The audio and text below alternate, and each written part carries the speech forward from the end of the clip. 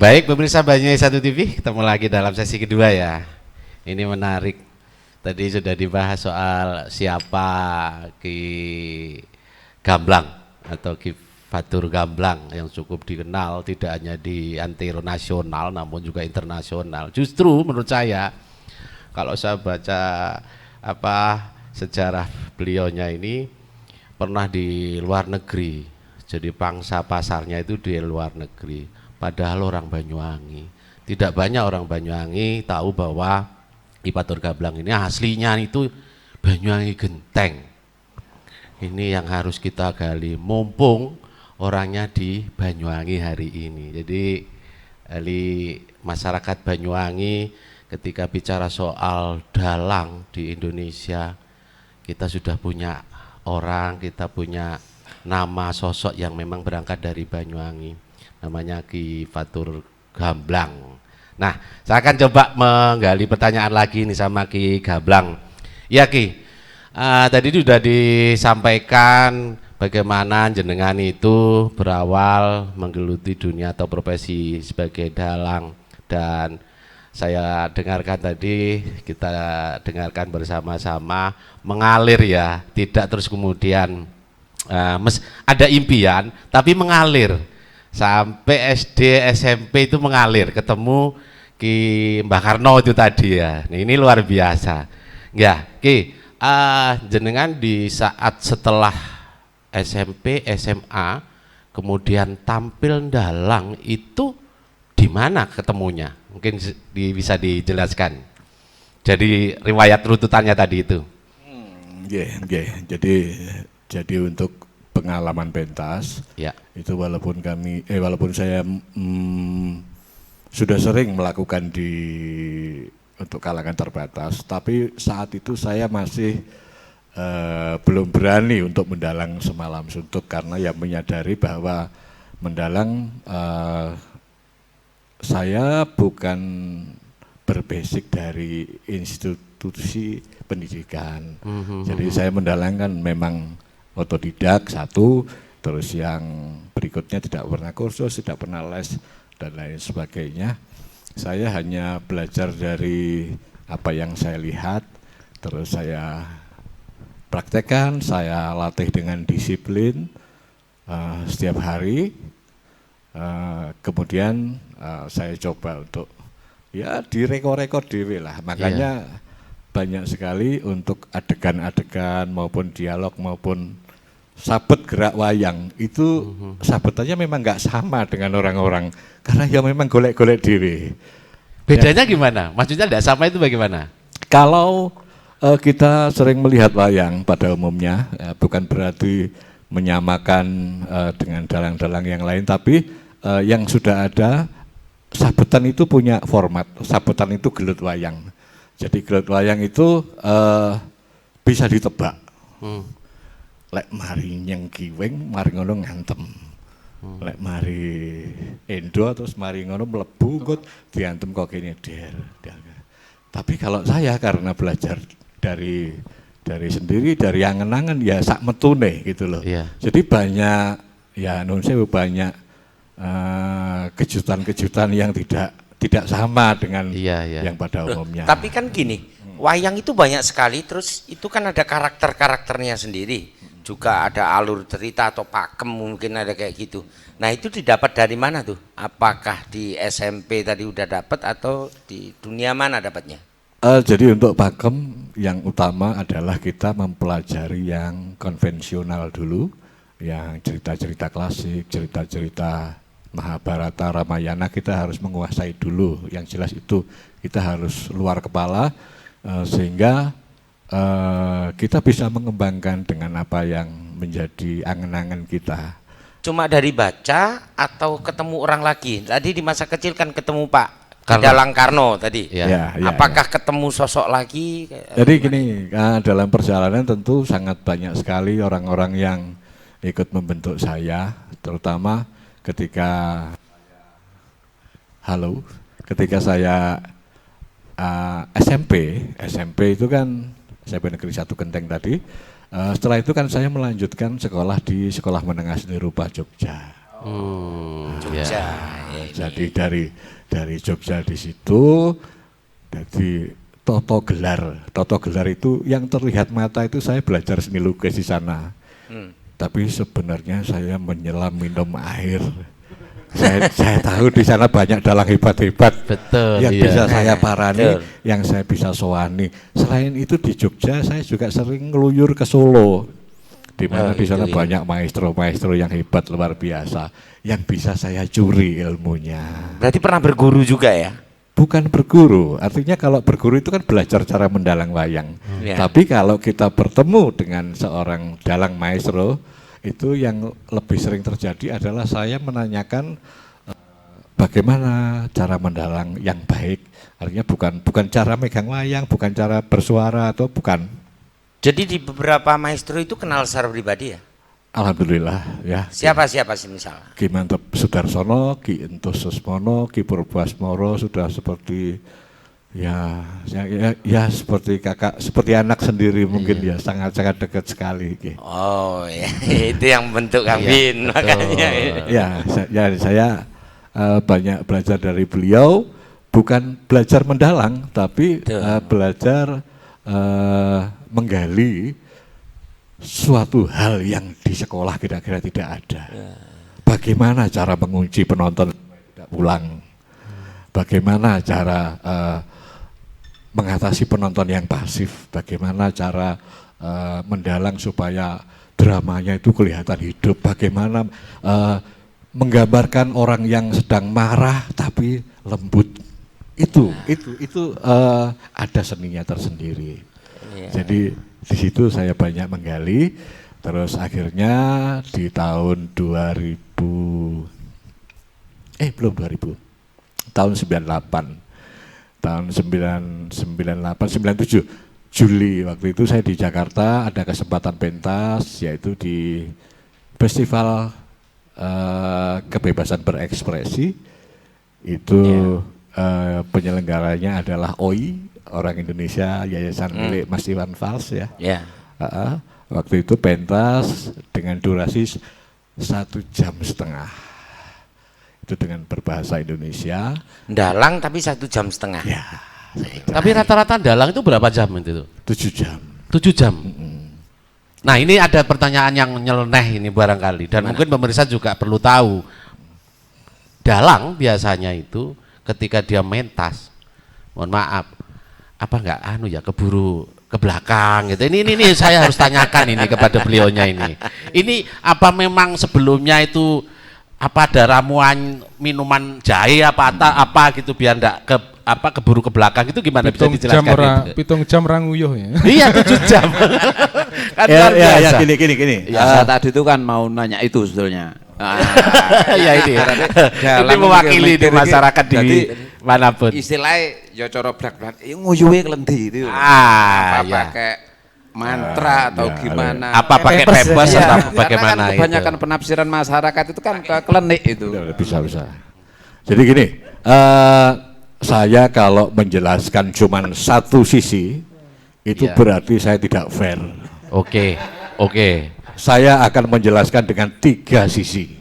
Yang pertama sisi klenik, sisi ilmu-ilmu spiritual ya. Yang kedua adalah sisi kedokteran. Yang ketiga adalah sisi seorang profesionalisme. Betul, ini perlu disampaikan.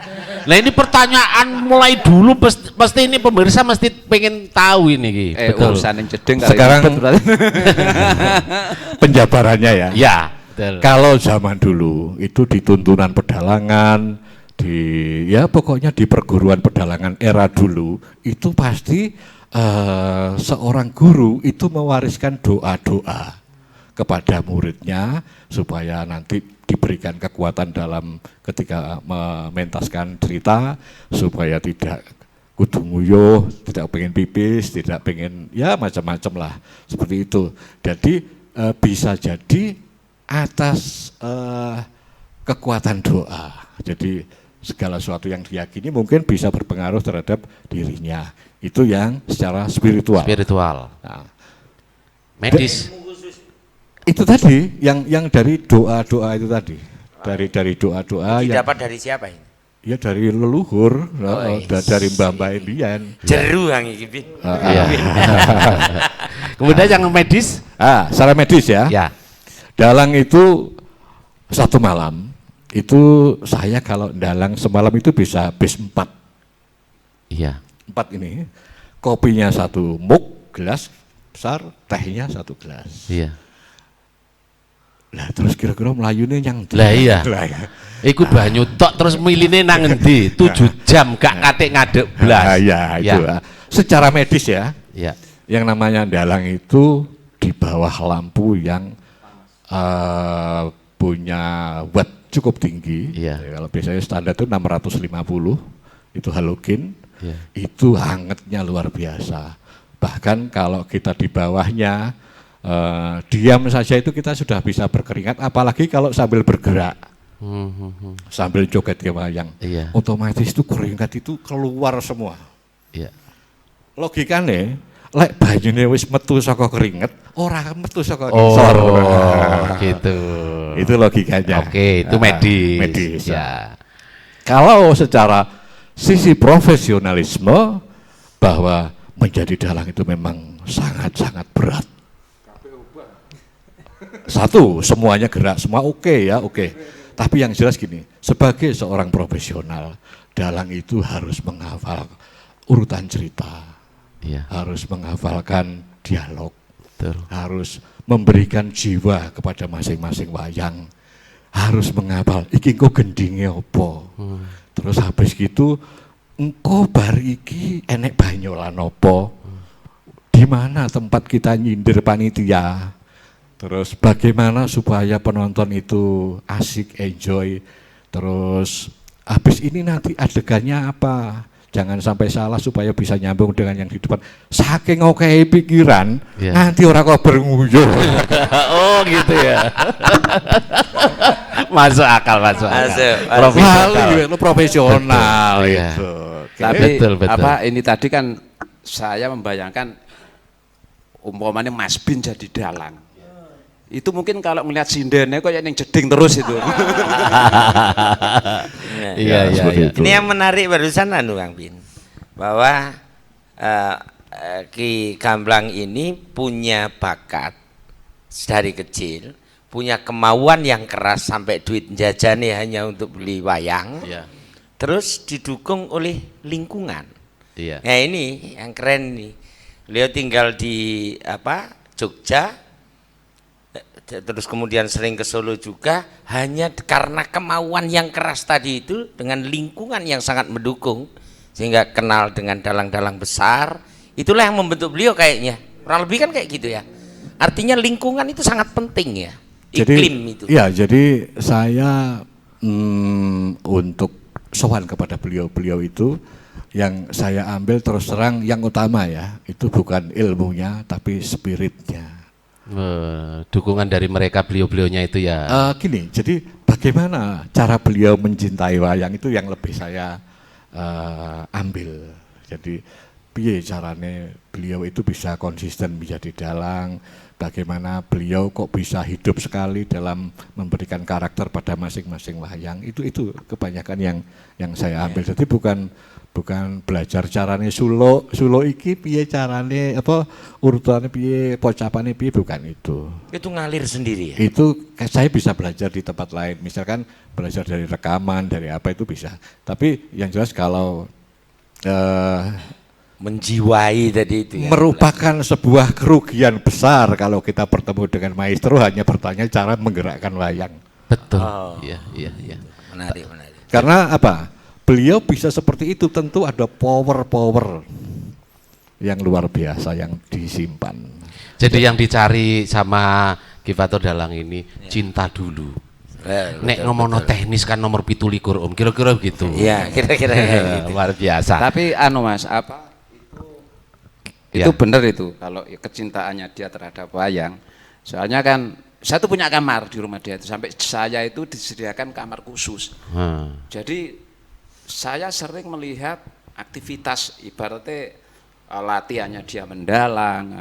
Jadi ada ruangan di lantai atas itu Isinya ku lengkap, ada apa keber itu namanya, Layar layarnya wayang. itu, terus gamelan, wayang. Jadi tengah malam itu jogetin wayang, perang-perangan dewe.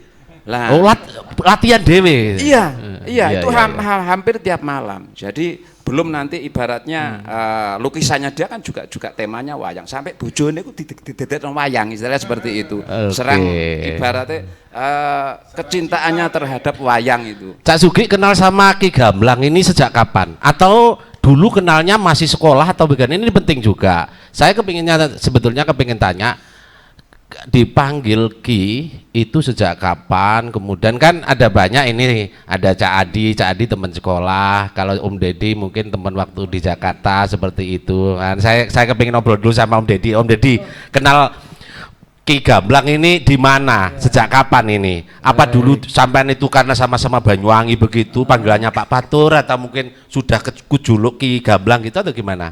Ya, assalamualaikum sekali lagi. Oke. Salam budaya buat Banyuwangi TV.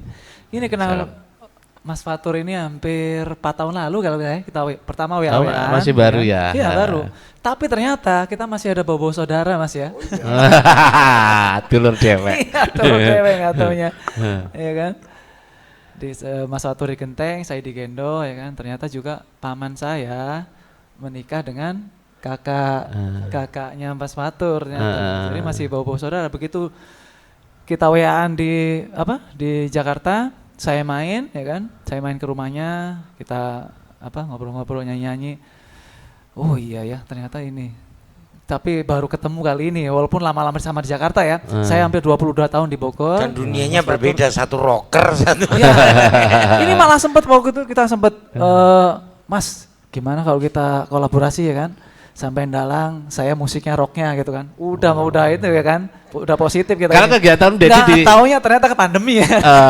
Oke. Buyar kami rencananya. Kegiatan Om Deddy di mana, di Jakarta ya? Di Jakarta apa? Di dunia musik ya? Di dunia musik. Hampir tiap hari dari Senin sampai Minggu saya dari bar sampai ke kafe. Di Jakarta daerah Mangga Besar, di kafe daerah Bogor itu tiap hari. Iya, selain saudara, kenal sama Ki Patur Gamblang ini karena memang pernah dengar namanya, apa karena saudara kenalnya itu?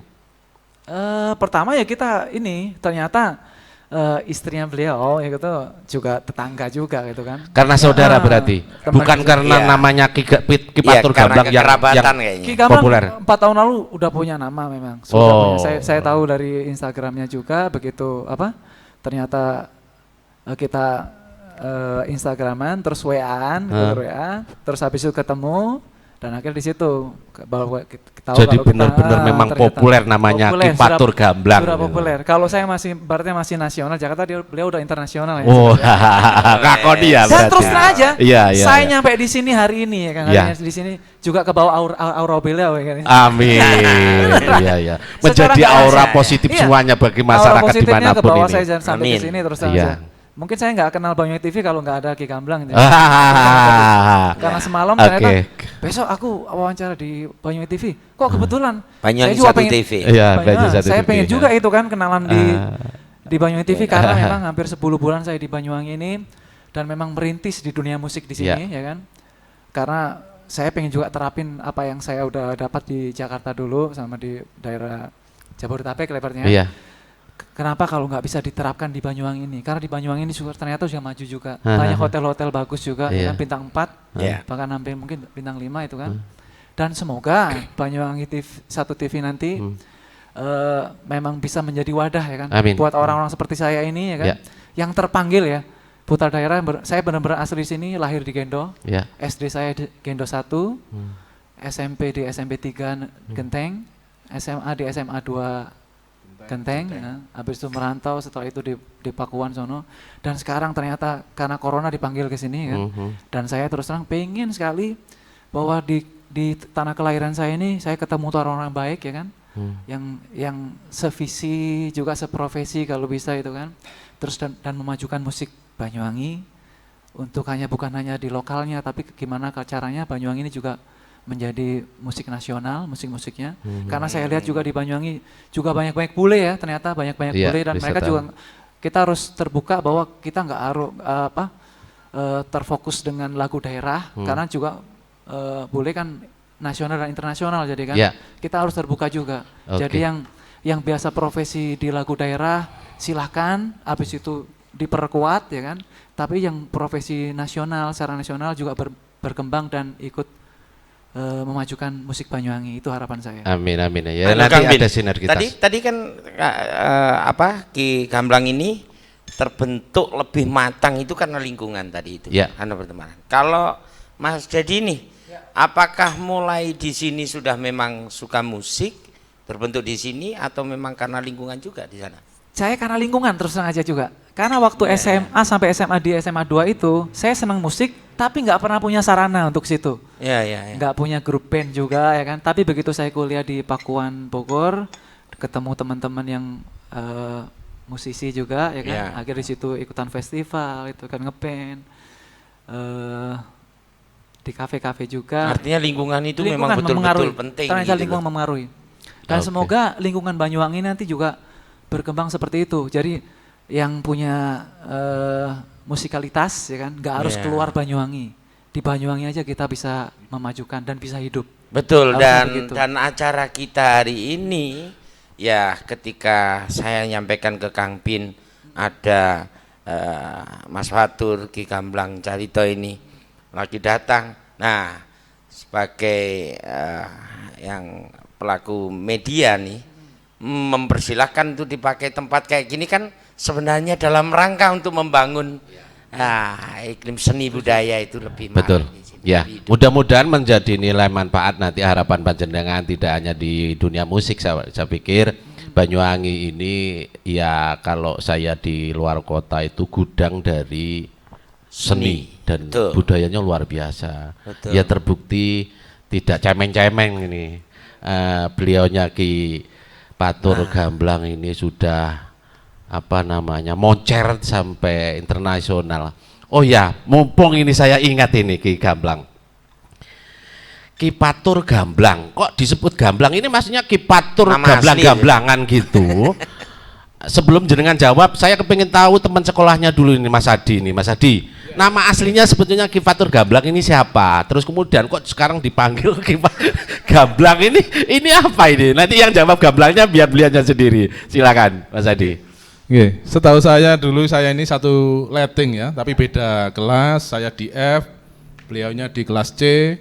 Ya, waktu di SMP itu memang antik orangnya itu. Tapi yang paling aneh, waktu di SMP itu kecil. Fisiknya kecil, orangnya anaknya kecil, putih, ganteng. Senengannya main biola sama drum gitu. Oh, sudah Dulu nampak kalau dulu di ya. sekolah ya. Biola sama drum. Biola sama drum. Tuwek-tuweke dadi dalang. Dalang. Wah, ini perlu diceritakan ini. Nah, Gimana? itu. Tapi kalau di rumahnya, Heeh. dia ini memang orang agak nyentrik juga. Iya. Nek duwe sangu gitu, ditukokne jajan akeh, koncone diceluk jak dolan nang omahe kon ndelok beliaunya dalang gitu. Dekne dalang. Oh, gitu Zaman ya. semono iku ngono. Iya. Nah, terus lagi di sekolah itu ahli lukis memang. Dia seorang pelukis juga, lomba lukis di kabupaten juara 1 gitu ya dulu waktu masih sekolah. Nah, terus kegemarannya terhadap seni luar biasa. Dia punya grup band juga di SMP dulu. Punya grup band bersama ada teman musik juga ya? Musik ya, ada melodinya dulu. Teman saya itu namanya Tantowi. Mas Tantowi itu insya Allah sekarang sudah berada di Banyuwangi juga. Kalau nggak salah saya dengar terakhir di Sevilla itu, di perumahan Sevilla ya. Sempat main teater juga katanya sama ya di Jakarta juga Mas Om Husin itu ya. Ya. Itu Kalau ya, itu saya malah Albana. nggak tahu kalau yang itu ya, sudah beliaunya sudah di sana. Iya. Nah, setahu saya waktu di SMP seperti itu. Nah, namanya Fatur Rahman. Fatur Rahman. Iya. Lah kok saiki dijeluki Ki Fatur Gamblang. Nah, itulah. Ada sejarahnya yang jelas, yang Iya. nanti yang bisa menjelaskan beliaunya. Oke. Ya walaupun saya tahu sedikit nih, yang paling pas ya bertanya pada Oke, silakan Ya, Ki, monggo oke, Ki. oke, ya, Kok ini- disebut Gamblang ini bisa dijelentrekan ini. Ya, itu kan endingnya itu. Ya. I- Tadi ada banyak yang disampaikan ini. Intronya ada sebenarnya. Ini dari sedikit pengalaman pahit ya. Ya. Oh, bukan pengalaman pahit kalau saya bilang, karena nama Fatur Rahman itu kalau se-Indonesia ya. Itu mungkin ada sekitar 2.000 atau 3.000 orang mungkin ya. Iya, nama pasaran ya itu saya punya. Terbukti ketika saya TK Iya. itu yang namanya Fatur Rahman itu ada 3 satu kelas. Satu kelas itu, belum Iya. satu sekolahan. Iya. Itu TK loh itu. Nah, akhirnya secara secara pribadi gurunya itu menyarankan ini berhubung nama Fatur Rahman itu ada 3, maka bagaimana Bu kalau seandainya anak ibu ini ditambahkan nama depannya atau belakangnya siapa biar kami punya nama panggilan Iya. untuk anak ibu. Akhirnya ketika TK nama saya keren sebenarnya. Ada tambahan di depannya itu Leon Fatur Rahman. Wah, ada Leonnya ini. Ada Leonnya. Leon singa itu ya. Iya. Ya. Keren sekali Oke. itu. Sayang sekali tidak saya lestarikan karena itu ya rada-rada mampu londo-londo sidik. Iya. Nah, terus akhirnya saya berkembang melukis, terus ndalang lagi, ngelukis lagi, ndalang lagi, terus dari SMP, SMA sampai saya bekerja. Saya terus terang tidak ada niat untuk merubah nama, tapi saya pernah mendapatkan saran. Kalau kamu punya nama yang formal, kamu juga punya nama yang informal. Ya.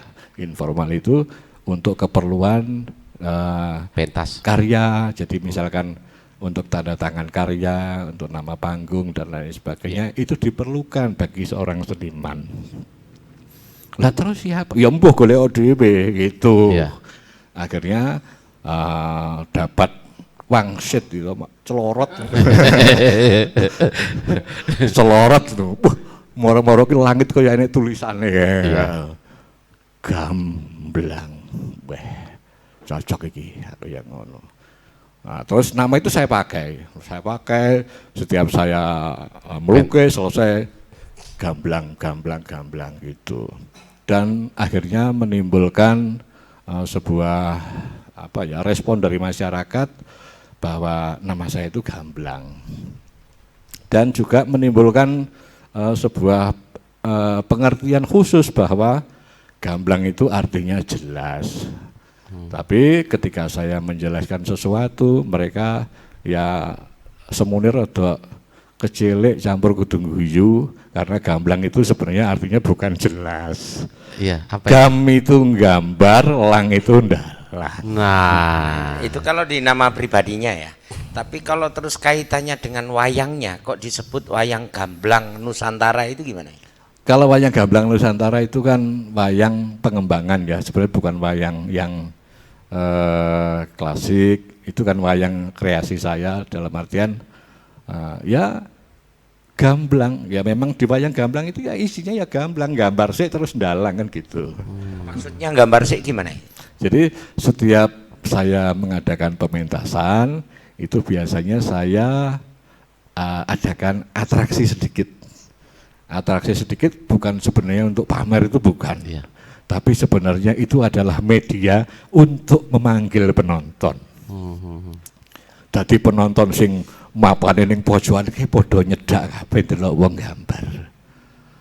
Lah terus lek wis nyedak, engko penonton itu punya pemikiran, weh iki engko dalange ya sing gambar kuwi, bae yo dalange kaya apa kean. Iya. Itu kan sebuah promo dulu itu. Jadi istilahnya ketika saya belum mendalang, itu saya ketika saya melukis itu mental saya sudah menang sak pole dulu. Wah, PD saya sudah luar biasa. Ketika saya melukis, ketika saya mendalang, penonton sudah siap mental mau nonton saya dalang. Yo, delokne aku dalang iki lho. Iya, Sudah iya, begitu iya. semua. Jadi penonton sampai pagi insya Allah nggak mau pulang. Terbukti 2 tahun berturut-turut di RTH Maron. luar biasa. Jadi Ki Gamblang itu gambar sama ndalang. Beliaunya ini nanti event atau pentas atau apa namanya di panggung, tidak semuanya dalang itu gambar. Nah, ini Ki Fatur Gamblang ini makanya disebut Ki Gamblang, ada gamblangnya itu ada di depan sebelum mulai dia gambar dulu baru ndalang. Ya Kira-kira sebenarnya gitu. saya tahu ini Kang Vin, karena di tahun 2016 Ya. itu saya ngundang Mas Fatur ini untuk pertama kali nih tampil Ya. ditanggap selain di keluarga. Jadi main di lapangan Maron Genteng, Ya. ulang tahun Desa Genteng Kulon waktu itu tahun 2016. Kita nanggap beliau untuk pulang kampung tampil karena kebanggaan di ulang tahunnya Desa Genteng Kulon, Iya. menampilkan seorang talent asli Genteng Kulon yang sudah wow di mana-mana kita tampilkan di sana. Dan waktu itu dalang-dalang sekitar sini loh merapat untuk melihat. Tak hanya dari Banyuwangi, dari Jember pun datang ke sini. Oh, iya. Makanya kita waktu itu saya wow itu melampaui ekspektasi saya sebenarnya. Dan saat beliau tampil mulai gladi sampai buyar subuh itu menjelang subuh sampai bertahan itu seluruh dalang itu di sini. Memang beliau gambar dulu di depan. Gambar dengan kanvas yang sangat besar hanya tempo 8 menit 24 detik itu. Masih ingat saya. Iya Ki, ini ada pertanyaan lagi. Sudah berapa lama menjadi profesi pendalang? Terus kemudian moncernya itu pada tahun berapa, di mana saja? Yang saya dengar dan saya lihat di YouTube, kemudian di saya baca di profil jenengan ini sampai menyebut nama Barack Obama. Nah ini bisa diceritakan ini. Silakan Ki. Jadi ini sedikit kronologi saya menekuni dunia pedalangan. Sebenarnya ya belum lama saya berani mendalang Semalam Suntuk itu tahun 2008. Tahun 2008 itu bermula dari saya mengirimkan rekaman dalang saya yang di Festival Kebebasan Berekspresi OI itu kepada keponakan saya, dan keponakan saya melihat dan dia berjanji pokoknya kalau Pak Lek tidak mau dalang saya tidak mau sunat. Nah, itu ceritanya awalnya itu. Tadinya saya itu suruh dalang Semalam Suntuk itu paling takut. Iya. Karena apa ya rumangsa tangune sik kurang dan lain sebagainya. Tapi dengan adanya permintaan ponakan saya itu saya merasa kayak dicemplungke kali ngono kan. Jadi saya mau nggak mau harus ini. Wah, iki kok aku pentas ning tanah kelahiran sing nonton wong daerah bae iki kok kayak kepiye. Ya oke, ya wis Pokoknya intine aku siap aku lek wis pokoke mbuh engko kepiye dadine aku tak ndalang ya. Dadi mergo iki ya bot-bote iki nuhoni kewajiban aja nganti engko lek enek bocah sing ngantek tuwa ora sunat gara-gara aku mau ndalang ya aja nganti ana kaya ngono itu. Akhirnya ponakan saya sunat, saya ndalang. Itu awal pertama kali saya ndalang. Iya. Terus begitu pagelaran berlangsung, alhamdulillah penontonnya luar biasa. Jalan Gendeng Wetan itu ditutup, tidak boleh lewat saking kebeke penonton. Bertahan, terus dan di endingnya ibu saya yang tadinya ya nuwun sewu agak kaya mendukung kaya orang, aku dadi dalang. Akhirnya ibu saya bilang sama ya wis le, ternyata jadi dalang itu berat. Jadi dalang itu tanggung jawabnya luar biasa. Kamu harus bisa menghibur segitu banyak orang, kamu harus bisa menyenengke wong akeh. Dadi dalang. Itu energi yang luar biasa, Mas. Tidak, tenanan ya. Mungkin ada juga yang pengen saya lanjutkan pertanyaannya ini. Ya, silakan Mas Edi. Sebelum Ini kan dilanjutkan. kalau ndalang beliau kan sekarang posisi di Jakarta. Ya. Nah, terus kalau misalkan wong Banyuwangi ki arep ngundang nang Banyuwangi ngono ya. Bayari piro dan segala macam ngono ta? Ya enggak sekedar bayare saya. Iya, Mungkin iya. yang ngomong bayar itu.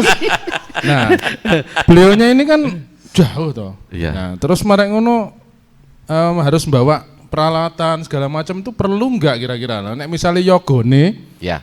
pengrawite iku wong Banyuwangi ae sing ora tahu ketemu, kira-kira iso ora gitu kan maksud saya. Oh, betul. Ya. Nah, Ya. terus apa masalahnya?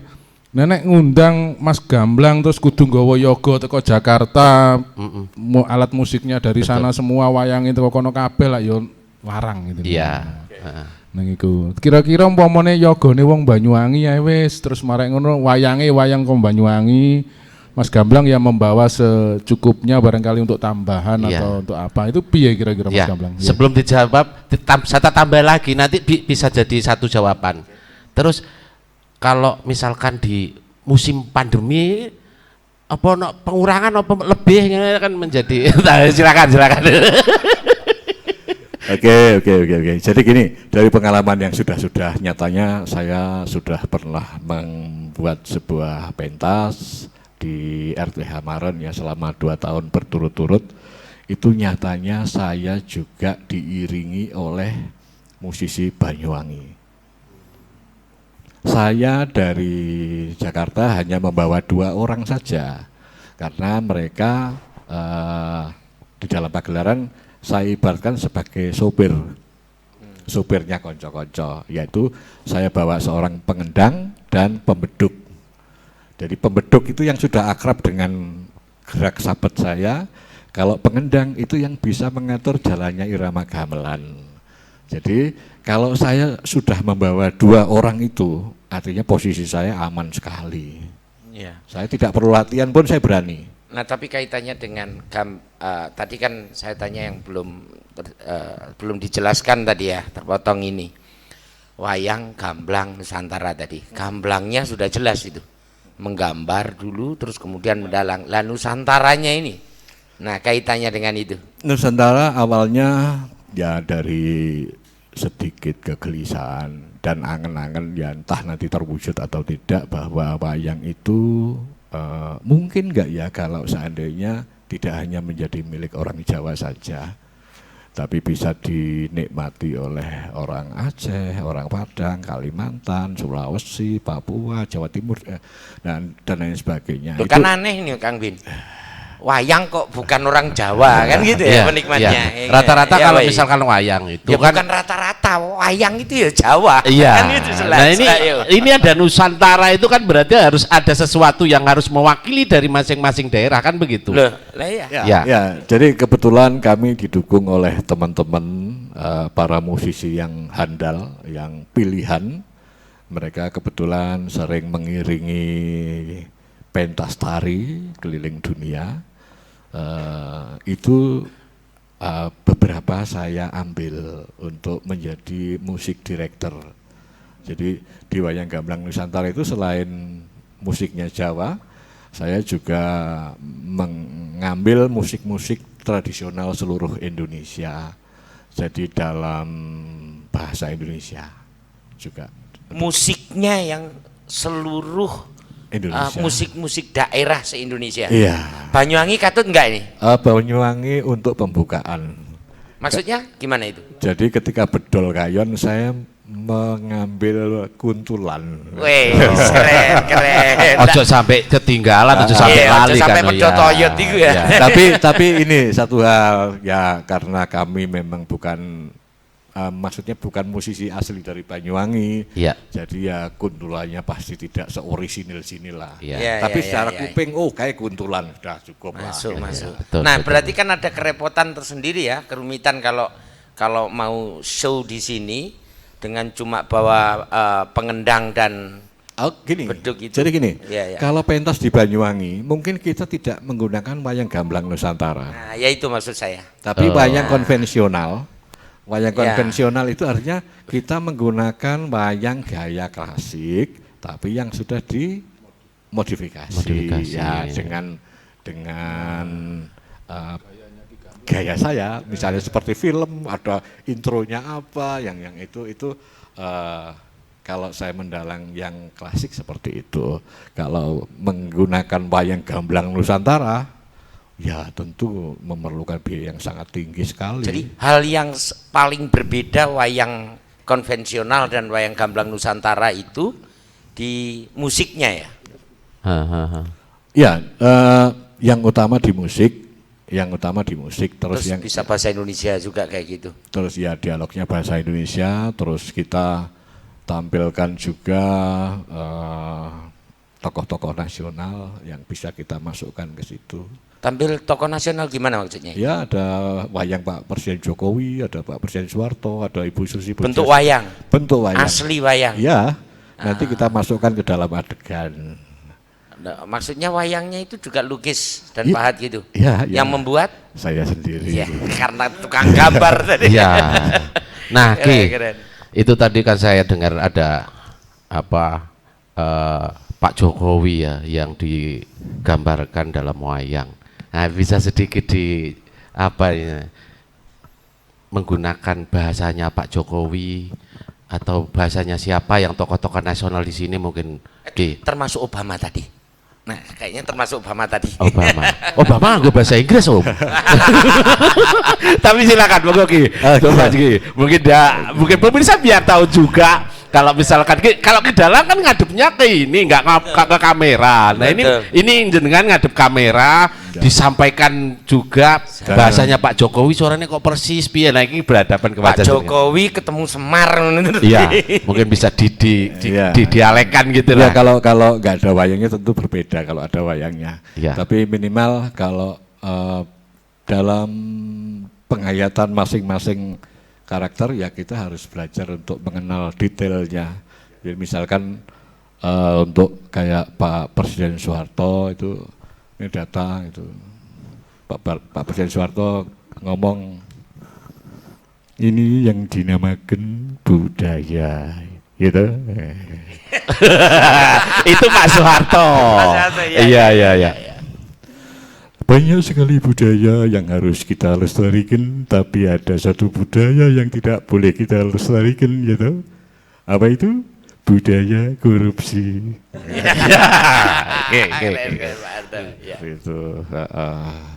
Jadi korupsi itu sangat tidak baik karena merugikan dan menyengsarakan daripada rakyat. Jadi saya kira cukup begitu saja ya. Bagong nyeletuk, loh Pak, kok sudah toh Pak?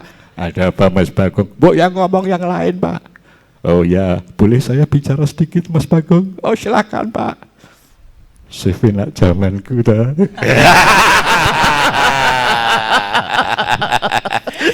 Iya. Yang lain coba Ki, yang lain yang sekarang. Nah, ini Ibu Susi Pujiastuti. Iya. Mantan Menteri. Ya, Ika. Nah, ini kalau pegang wayang beda suaranya. Ini karena saya menghadap kamera jadi Iya. ya ada kurang-kurang, mohon maaf ya. Iya. Jadi Ibu Susi misalkan ini, saya ingin mengkampanyekan agar kita semua menggemari makan ikan. Karena ikan sehat mengandung banyak protein dan saya berharap agar manusia Indonesia makin gemar makan ikan. Yang tidak makan ikan saya tenggelam.